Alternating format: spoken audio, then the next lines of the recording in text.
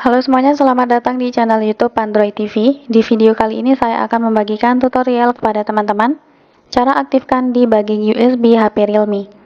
Sebelum masuk ke tutorialnya, jangan lupa untuk teman-teman subscribe dulu channel YouTube ini dan jangan lupa juga untuk nyalakan tombol loncengnya supaya kalian selalu dapat updatean terbaru dari channel YouTube Android TV. Oke, kalau gitu langsung saja kita masuk ke tutorialnya.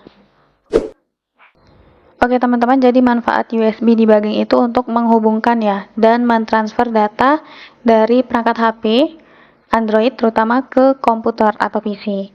Nah, jadi untuk cara aktifkannya, silahkan teman-teman masuk menu setelan. Yang pertama, kalian harus aktifkan dulu opsi developer atau opsi pengembang di HP Realme-nya. Caranya silahkan masuk di menu tentang ponsel, lalu klik nomor versi atau versi ini.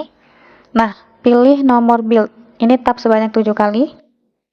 Nah, jika sudah di tap 7 kali, kalian diminta untuk memasukkan pin layar HP.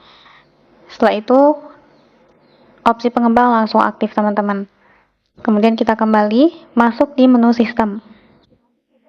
Nah, kemudian kalian klik opsi developer ya, di sini akan muncul.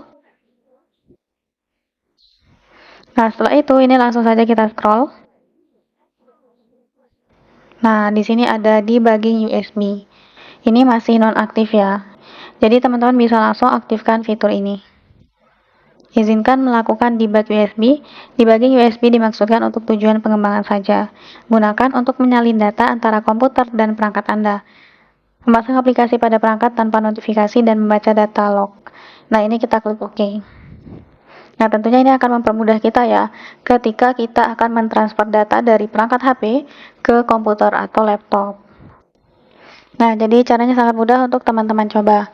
Sekian dulu tutorial di video kali ini. Semoga tutorial yang saya bagikan bermanfaat dan selamat mencoba.